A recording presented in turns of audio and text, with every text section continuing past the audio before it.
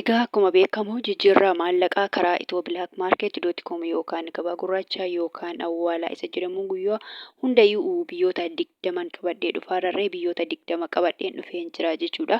Akkasuma immoo karaa baankiitiin guyyaa har'aa immoo baankii daldala Itoophiyaa yookaan Nigdi baankii yookaan Koomershaal baankii isa jedhamuun illee biyyoota 7 qabadheen dhufeen jira jechuudha. Hordoftoota kabajamtoota maamiloota koo nagaa Waaqayyoo isin dagannee nagaan Waaqayyoo manaa fi kallattii jirtanitti isiniif haa ta'u. Warroonni mana kanaaf haaraa taatan noora manni kun mana keessanii chaanala kanas sabiskiraayib sheer laayik gochuu hin dagatina.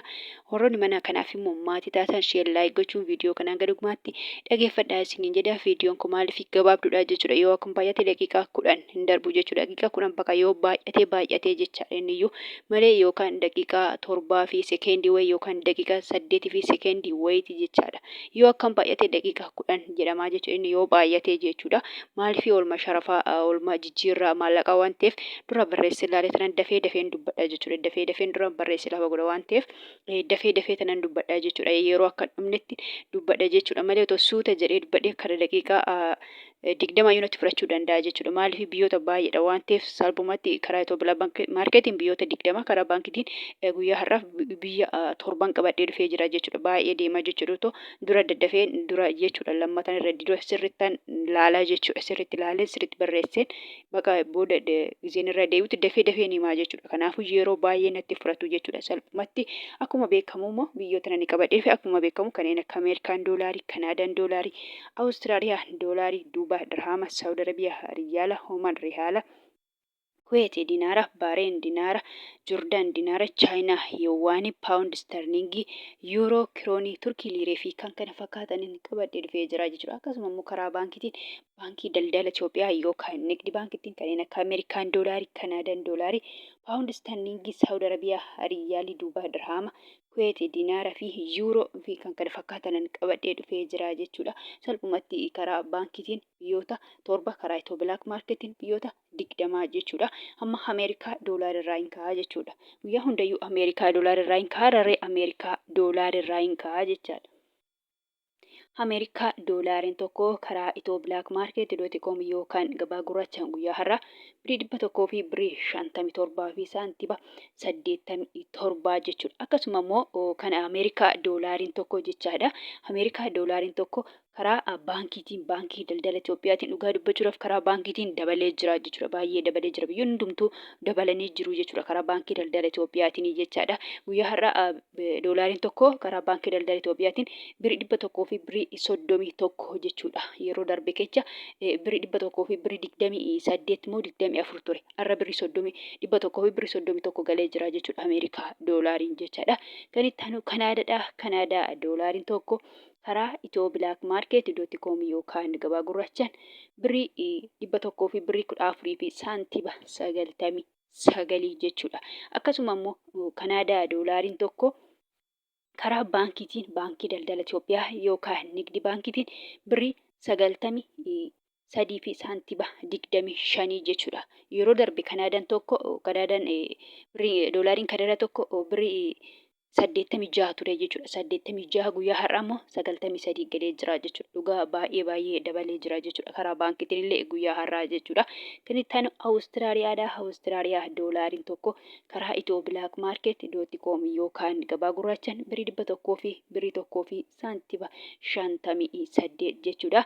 Kan itti aanu Duubaa dirhamiin tokko karaa Itiyoo Bilaak Maarkeet.com yookaan gabaa gurraachaan birii 43 fi saantiba 04 jechuudha.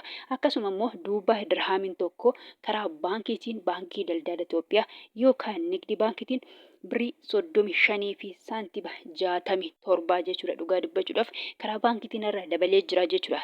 Yeroo darbee kecha biriin Duubaayii tokko birii 33 ture jechuudha. 33 har'a immoo 35 galee jira jechuudha. 35 fi saantiba 67 yoo danda'u baay'ee dabalee jira jechuudha. Birii 2 fi naannoo saantiba 67 dabalee jechuudha. Guyyaa tokkotti dhugaa baay'ee dabalee jira jechuudha.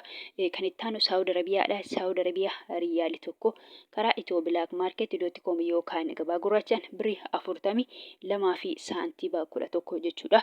Akkasumas immoo karaa baankiitiin baankii daldala Itoophiyaa yookaan Nigdi baankiitiin birii 34 fi saantiba saantiba 92 jechuudha. Birrii 34 fi saantiba 92 jechuudha karaa baankii daldala Itoophiyaatiin jechaadha. Kan ittaan oomarri haalli tokko birrii 400 fi birrii 11 fi saantiba 03 kuweetii dinaarri tokko karaa Itoo Bilaak Maarkeet .com yookaan gabaa gurraachaan birrii 500 fi birrii 15 fi saantiba 34 jechuudha.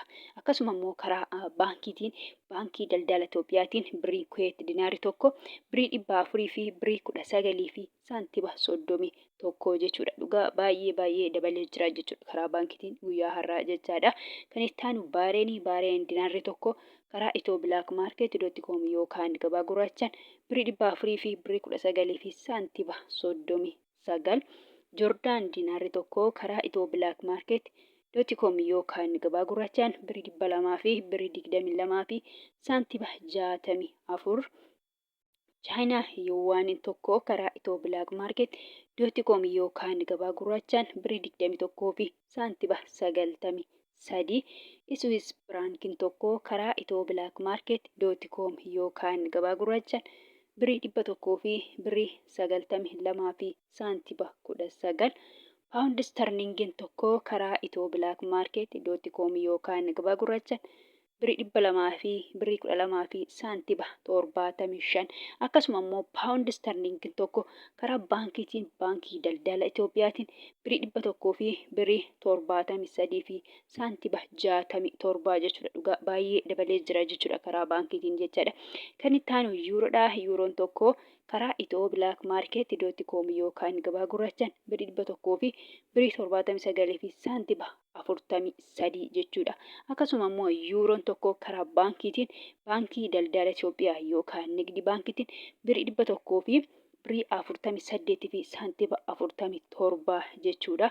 Kan ittaanu koronnaadha. Koronnaan tokko karaa Itoo Bilaak Maarkeet.com yookaan gabaa gurraachaan birrii 16 fi saantiba 45. Turkii liireen tokko karaa Itoo Bilaak Maarkeet.com yookaan gabaa gurraachaan birrii 4 fi saantiba 03. Ijipshaan paawundiin tokko karaa Itoo Bilaak Maarkeet.com yookaan gabaa gurraachaan birrii 3 fi saantiba 17.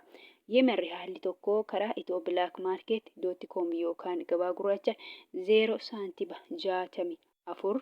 Israa'el shekeleen tokko karaa Itoo Bilaak Maarkeet.com yookaan gabaa gurraachaan birrii 44 fi saantiba 91.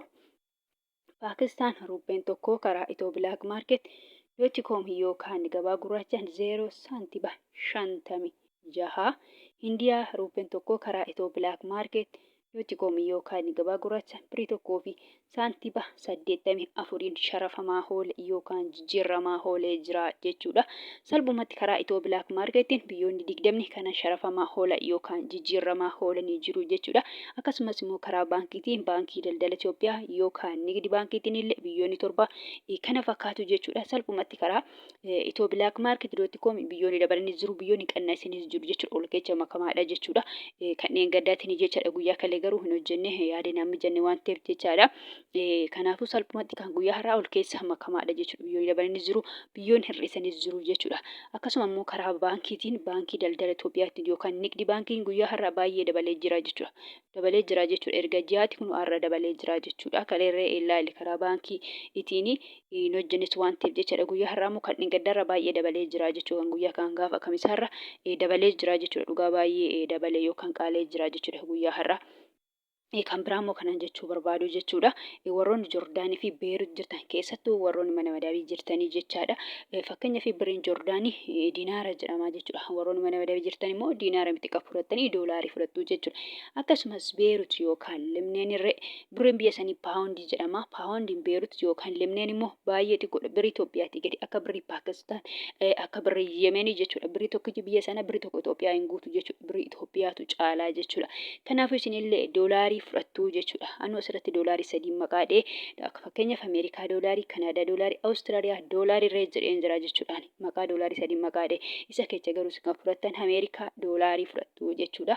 Salphumatti jechaadha warroonni Joordaaniif Beerut mana madaabii jirtan Ameerikaa doolaarii fudhattu malee birrii biyya sanaa miti jechuudha. Akkuma jedhe warroonni Joordaan jirtan diinaara miti, warroonni Beerut yookaan Lebnaan jirtanii paawundii miti jechuudha.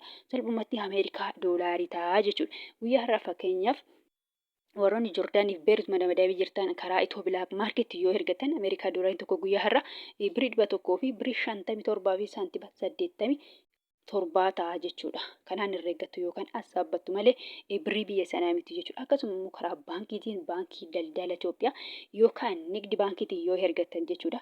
Warroonni Joordaanii fi Beerut keessattuu mana madaabii jirtan jecha ani maaliif warra mana madaabii jiraniif beekan isaaniin dhugaa isaan dubbadha malee kan kun beekuu hin danda'u jechuudha. Fakkeenyaaf Joordaan warroonni haala jiran diinaara fudhachuu hin danda'u ka'an hin beeku garuu warroonni mana madaabii jiran garuu doolaarii fudhatu jechuudha. Fakkeenyaaf doolaariin Ameerikaa tokko karaa baankiitii yookaan baankii daldala Itoophiyaatiin guyyaa har'aa birrii 100 fi birrii 31 jechuudha. Salphumatti warroonni Joordaanii fi Beerut jirtan yookaan jiran jechuudha.